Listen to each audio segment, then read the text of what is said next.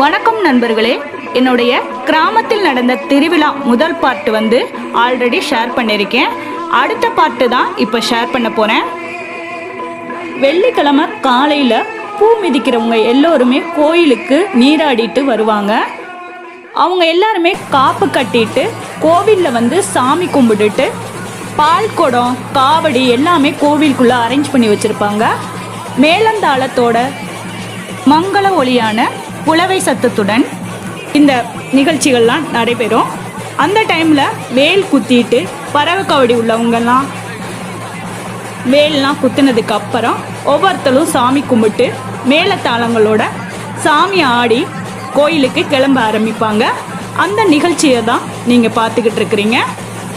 வேண்டுதல் வச்சிருக்க எல்லா பக்தர்களும் கோயிலுக்கு வந்துட்டு காப்பு கட்டிட்டு பால் குடம் எடுக்கிறவங்கலாம் உள்ளே அரேஞ்ச் பண்ணி வச்சுருப்பாங்க. பால் குடம் வாங்கிக்கிட்டு காவடி எடுக்கிறவங்க அவங்கவுங்க காவடியை வாங்கிக்கிட்டு கிளம்ப ஆரம்பிப்பாங்க.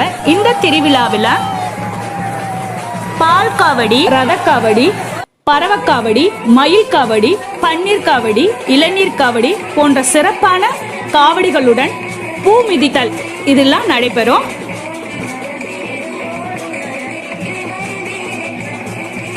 எல்லா காவடியும் ரெடியாகி எங்கள் ஊர் கிராம எல்லையில் நிற்கிறாங்க. இதுதான் பறவை காவடி. இந்த மாதிரி பறவை காவடி 5 பறவை காவடி எடுத்தாங்க. இந்த திருவிழா 5 கிராமங்கள் சேர்ந்து நடத்தக்கூடிய திருவிழா.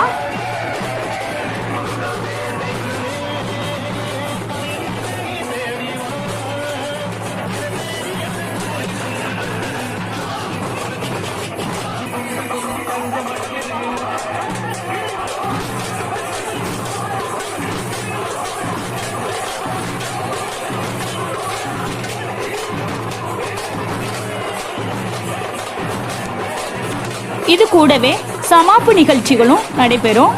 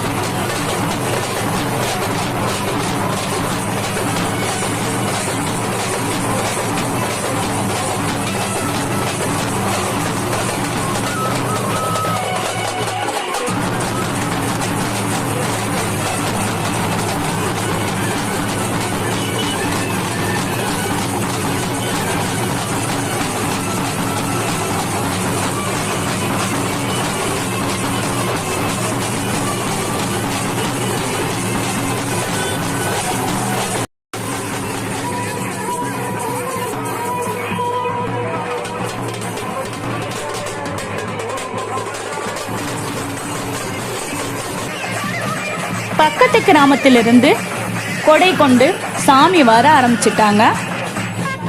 இந்த சாமி வரவுமே எங்கள் ஊர் கிராமத்து சாமி எல்லாமே கிளம்ப ஆரம்பிச்சிடும்.